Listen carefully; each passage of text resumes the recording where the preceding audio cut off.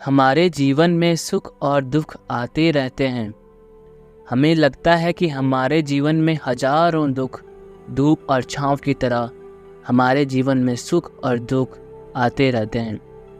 हमें लगता है कि हमारे जीवन में हजारों दुख हैं, लेकिन अगर वास्तविकता में देखा जाए, आँखें खोल कर देखा जाए, तो जीवन में सिर्फ एक ही दुख होता है।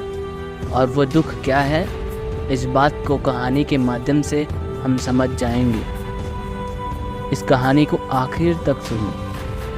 इससे पहले कि आप इस कहानी में खो जाएं, इस चैनल को सब्सक्राइब जरूर करें। एक गांव में सबल नाम का एक आदमी रहता था। वो अपने जीवन से बहुत निराश था। उसकी निराशा का कारण ये था कि वो अभी तक कुछ भी नहीं करता था।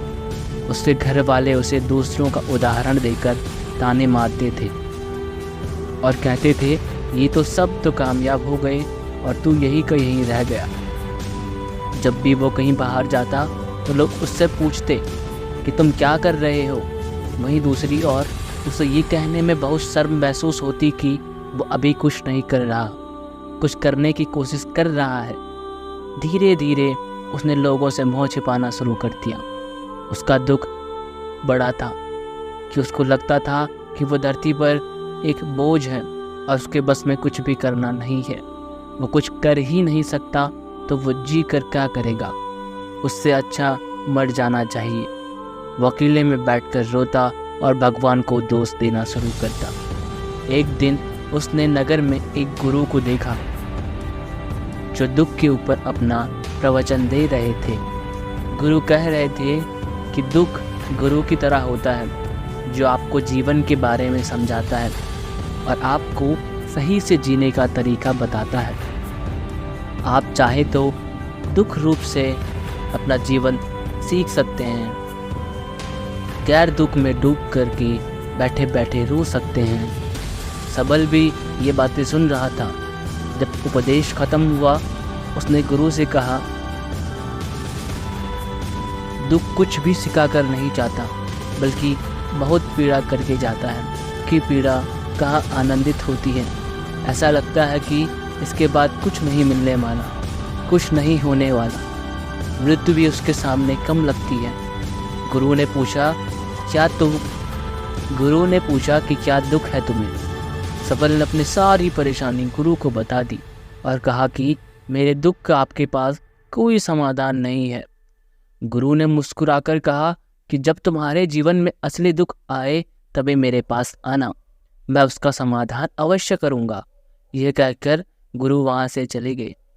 सबल ने सोचा कि क्या मेरा दुख असली नहीं है? क्या ये दुख जो मैं झेल रहा हूँ दुख नहीं है?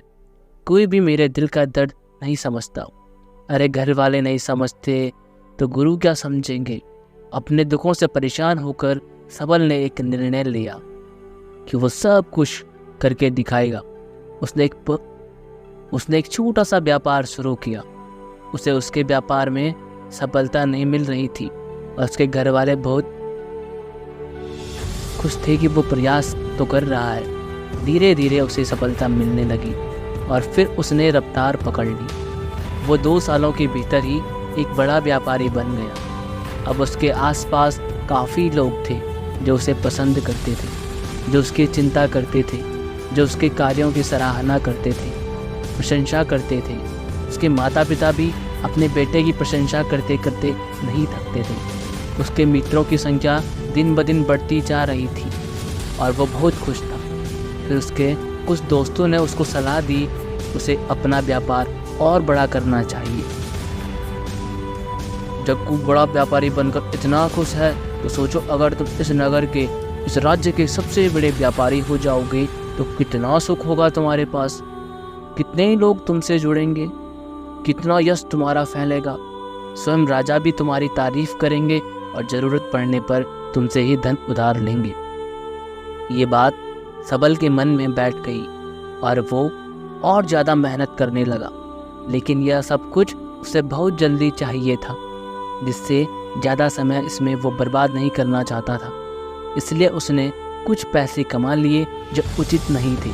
उसने बहुत बड़ी मात्रा में धन उधार ले लिया और वो यही नहीं रुका तो ज़्यादा मुनाफा तो ज़्यादा मुनाफा कमाने के चक्कर में उसने अपनी माल की गुणवत्ता खराब कर दी। उसके मित्र उसे जैसा कहते थे वो वैसा ही करता रहा। दूसरे व्यापारियों के खिलाफ षड्यंत्र भी रचने शुरू कर दिए उसने। अब उसके जीवन का सुकून कहीं चला गया था। उसे अब रातों में नींद नहीं आती थी। वो हमेशा कुछ उधेड़-बुन में लगा रहता था। सुख साधन की सारी वस्तुएं होने के बाद भी उसे किसी चीज़ में भी सुख नहीं मिल रहा था। एक दिन सबल अपने रथ में बैठकर एक मार्ग से जा रहा था। रास्ते में उसने उस गुरु का आश्रम देखा। वह गुरु के पास पहुंचा और कहा, गुरुदेव, आपने कहा था कि असली दुख हो तो ही मेरे पास आना। मेरे जीवन में बहुत दुख है, मैं रात को सो भी नहीं पाता हूँ गुरुदेव। सबल अपने गुरु को सारे बातें बताता है। गुरु ने कहा कि जब तुम पहली बार मिले थे तब भी तुम किसी दुख में थे।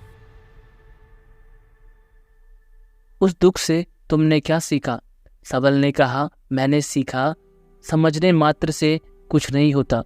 अपनी सोच को साकार करने के लिए कर्म करना पड़ता है और केवल कर्म करने से कुछ नहीं होता। कर्म को अंतिम पड़ाव तक ले जाना आवश्यक होता है। चाहे रास्ते में आई कितनी भी निराशा है, चाहे ऐसा क्यों न लगे कि अब कुछ नहीं होगा, तब भी ये बात दृढ़ निश्चय करके जो कार्य मैं कर रहा हूँ मैं इसमें सवार होकर ही रहूँगा, तो कर्म करना चाहिए। लोग केवल सफल आदमी को ही महत्व देते हैं। बाकी चाहे कोई कितना भी अच्छा क्यों ना हो, इस दुनिया के लिए वो बोझ ही कहा जाता है। गुरु मुस्कुराए और कहा, जब तुम्हारे जीवन में असली दुख आए तब मेरे पास आना, मैं उसका समाधान अवश्य करूँगा। सबल फिर से आश्चर्यचकित हो गया कि ये दुख की असली दुख नहीं है। सबल फिर से आश्चर्यचकित हो गया कि ये दुख असली दुख नहीं है। असली दुख और क्या होता है? लेकिन उसने कुछ नहीं बोला। सबल ने गुरु को एक घड़ा भेंट किया जो सोने के सिक्कों से भरा था। घड़े को देखकर गुरु ने कहा कि इस घड़े को वहां उस पेड़ के नीचे खोद कर रख दो। ये घड़ा मेरे किसी काम का नहीं है। सबल ने वैसे ही किया और वहां से चला गया। धीरे धीरे सबल को बहुत घाटा होने लग गया। बाद में कर्ज और भी होने लगा। उसकी धन संपदा धीरे धीरे घटने लगी। ऐसा समय आया जब उसके ऊपर कर्जा हो रहा था, लेकिन वह निश्चिंत था क्योंकि सारा कर्जा उसके मित्रों के द्वारा ही उसे दिया गया था। सोचता था कि उसके मित्र उसके बुरे समय में उसका साथ देंगे, पर ऐसा कुछ नहीं हुआ। सबसे पहले उसके मित्रों ने अपना उधार उससे मांगना शुरू कर दिया। ना देने पर जान से मारने की धमकी तक दे दी। उसके शुभचिंतक, उसके चाहने वाले सब उससे दूर होते चले गए। उसके पिता उसकी गलतियां उसे गिनवाने लगी। उसकी सारी संपत्ति नीलाम हो गई। उसके पास कुछ नहीं बचा है। वो सड़क पर आ गया। उसने अपने पिता से सहायता मांगी। पिता ने कहा कि मेरे पास तो बस थोड़ी सी संपत्ति है। अगर मैं वो संपत्ति तुम्हें दे दूंगा तो मैं तुम्हारी माँ को कहाँ रखूँगा? हमारा सहारा यही संपत्ति है बेटा। उसके जीवन में बहुत गहरा दुख था। उसके आसपास कोई भी ऐसा नहीं था जो उसे संभाल सके। इस धोखे की वजह से वो टूट गया। लगता था कि जीने का कोई मतलब नहीं है। मृत्यु ही एकमात्र सहारा है। वो मरने के लिए एक नदी की तरफ जा रहा था। तभी रास्ते में उसे याद आया कि गुरु ने कहा कि जब उसके जीवन में असली दुख आए तो वे उनके पास आए और वो उसके दुख का समाधान कर देंगे। सबल गुरु के पास गया और उसने गुरु को सारी बात बताई और कहा कि मेरे दुख का समाधान कीजिए गुरुदेव। गुरु ने कहा कि जब तुम्हारे जीवन में एक असली दुख आएगा तभी मेरे पास आना, मैं उसका समाधान अवश्य कर दूंगा। सबल ने कहा कि असली दुख क्या होता है? क्या होता है गुरुदेव असली दुख? क्या अब मेरे जीवन में जो घट रहा है वो दुख नहीं है?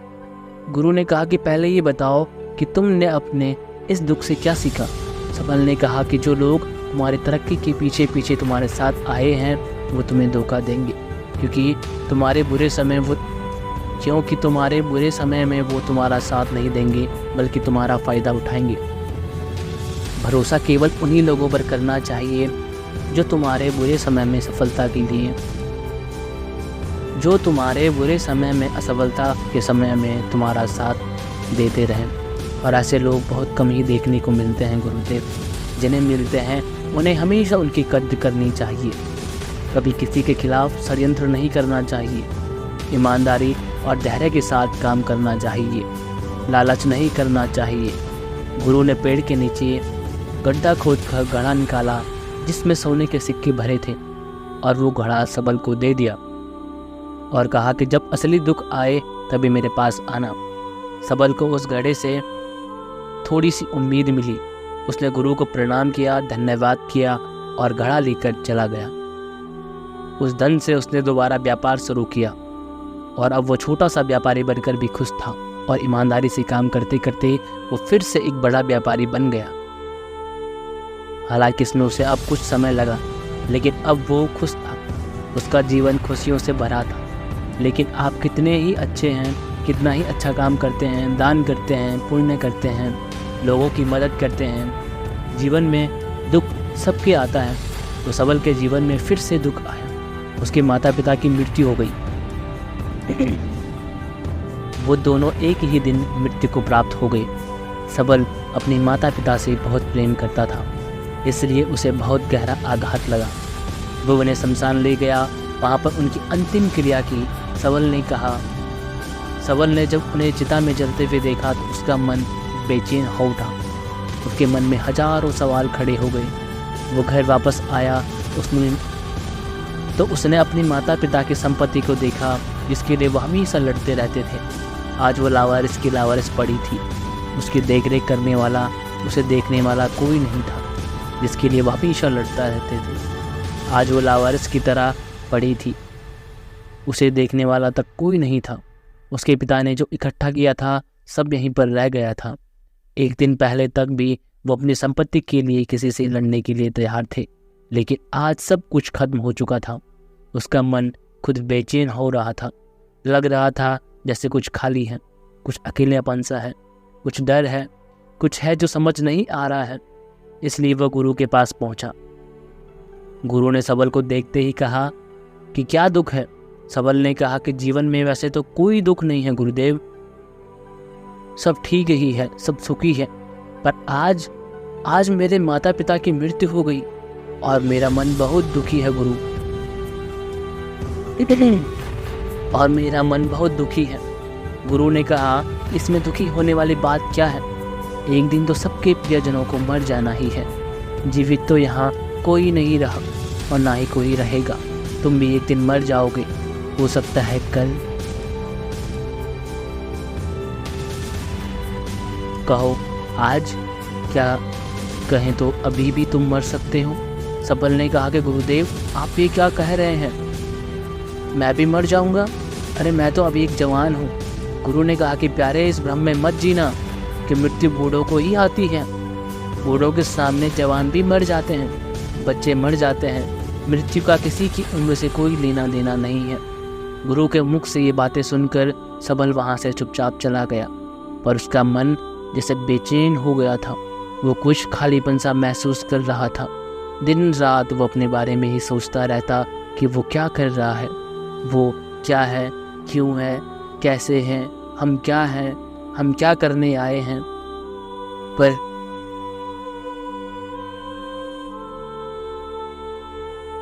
बस चीज़ों का उपयोग करना ही यहाँ पर क्या बस चीज़ों का उपयोग करना और मर जाना ही जीवन का असली मतलब होता है? उसे कोई जवाब नहीं मिल रहा था और उसका दुख बढ़ता ही जा रहा था। कुछ दिन बाद वो वापस उसी गुरु के पास पहुंचा और गुरु को वो सारी बातें बता दी। गुरु मुस्कुराए और गुरु ने कहा कि आज पहली बार तुम्हारे जीवन में असली दुख उत्पन्न हुआ है। वास्तव में यही है जो दुख कहलाने लायक है कि हमें पता ही नहीं है कि हम क्या कर रहे हैं, क्यों हैं, कैसे हैं, कौन है हम और हमें क्या करना है। सबल ने कहा, गुरुदेव मेरे दुख का समाधान कीजिए। गुरु ने कहा कि हम सब अपने जीवन भर क्या इकट्ठा करते रहते हैं। सबल ने कहा कि गुरुदेव सभी लोग धन संपत्ति, मान सम्मान, प्रेम, परिवार, मित्र, शत्रु, पद, प्रतिष्ठा इकट्ठा करते रहते हैं।